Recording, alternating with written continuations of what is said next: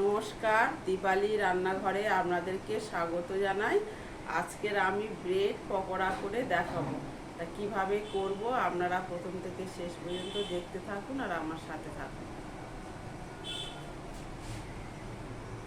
Bread pakora করতে এখানে আমি 3টে ডিম সিদ্ধ নিয়েছি আর 2টো বড় সাইজের আলু সিদ্ধ করে নিয়েছি, আর এখানে তো ব্রেড তো আছেই।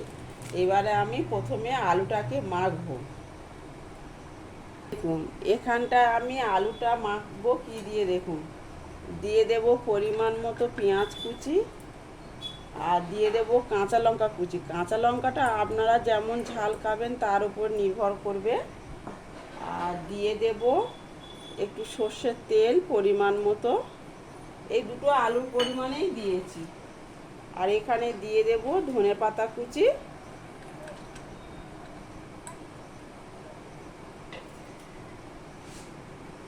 দিয়ে দেব পরিমাণ মতো লবণ, এখানে দিয়ে দেব সামান্য একটু গরম মশলার গুঁড়ো। দেখুন এরকম যে চানা মশলার গুঁড়োগুলো পাওয়া যায় বাজারে না, এবার সেই চানা মশলার গুঁড়ো একটুখানি দিয়ে দেব। সব মশলাগুলো দেয়া হয়ে গিয়েছে, এবার আমি এটা ভালো করে মেখে নেব। এবার আমি ব্রেড পকোড়াটা কীভাবে করব দেখুন। এখানে একটু আলু নিয়ে নেব, আলু মাখাটা এই আলু মাখার মধ্যেই আমি এই গোটা ডিমটা দিয়ে দেব। দিয়ে এইভাবে এমনভাবে ঢাকা দিতে হবে, দেখুন পুরো ডিমটাই এর মধ্যে আলুর মধ্যে ঢাকা পড়বে। এই দেখুন কোথাও কি ডিম দেখা যাচ্ছে? দেখুন দেখা যাচ্ছে না। এইবার আমি এই পাউরুটি পিস একটা নিয়ে নেব, নিয়ে এমনি প্লেন সাদা জলে এইরকম করে নিয়ে একটু জলটাকে আমি হালকা করে বের করে দেব। দিয়ে আরও একটা নিয়ে নেব,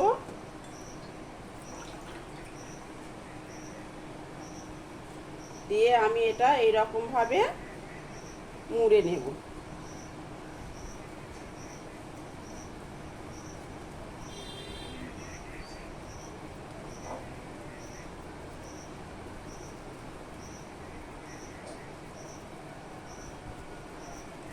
যদি আপনার দুটোতে না হয় আর একটা নিয়ে নেবেন, যেহেতু একটা পুরো গোটা ডিম তো আবার এদিক থেকে এইরকম ঢাকা দিয়ে আবার এইরকম করে নেবে।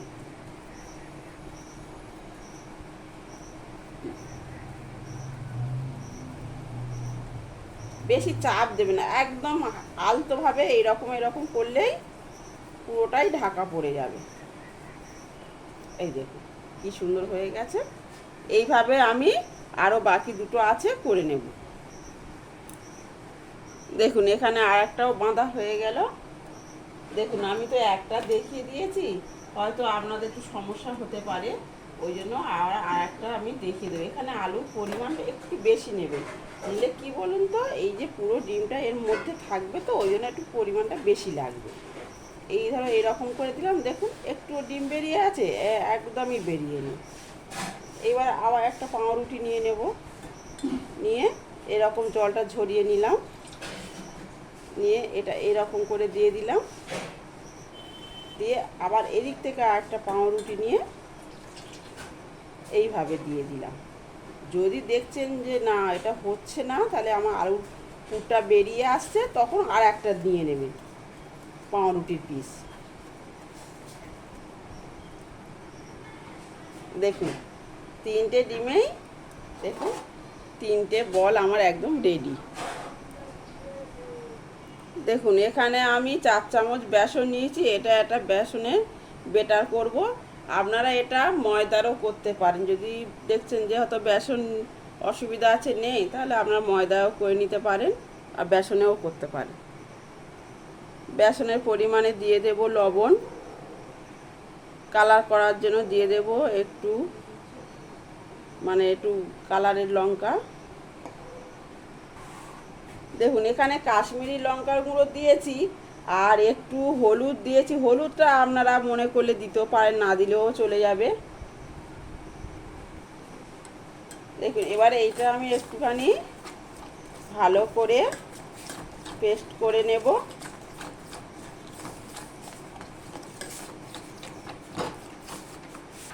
দেখুন এখানে ব্যাটারটা এমনভাবে করতে হবে, দেখুন মোটাও হবে না পাতলাও হবে না, এইভাবে ব্যাটারটা গুলে নিতে হবে। দেখুন এই একটা গোলা নিয়েছি, আর এই বেসনের ব্যাটারের মধ্যে আমি ভালো করে ডুবিয়ে নেব। এ দেখুন যাতে পুরো বেসনটাই লেগে যায়,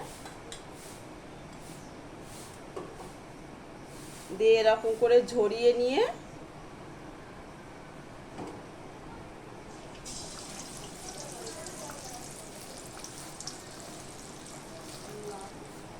এবারে তেলের মধ্যে দিয়ে এবারে কি করবেন বলুন তো, এই গরম তেল তো একটু উপর থেকে এইরকমভাবে দিয়ে দেবেন, যাতে উপরটাও একটু লাল হয়ে যায় তাড়াতাড়ি। একটু সময় দিয়ে এটা ভাজতে হবে।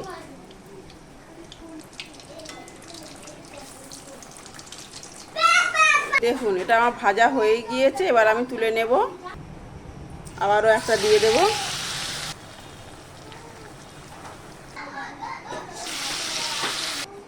দেখুন আমার এখানে ব্রেড পকোড়া পুরোপুরি রেডি।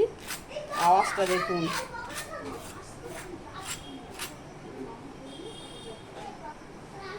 কতটা খাস্তা হয়েছে দেখুন। এবারে আমি এটাকে কাটবো। দেখুন আওয়াজটা দেখুন।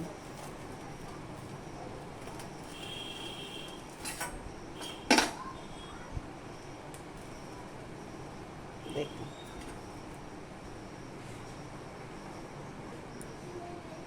আরও একটা এরকম কেটে নেব।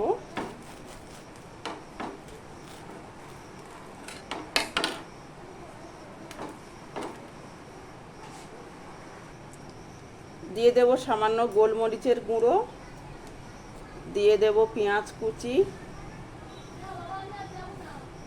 দিয়ে দেব ধনেপাতা কুচি,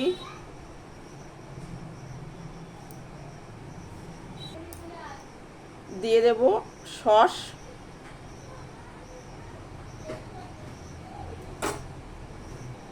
দেখুন আমার বিহারি স্টাইলে ব্রেড পকোড়া সম্পূর্ণভাবে রেডি হয়ে গেছে।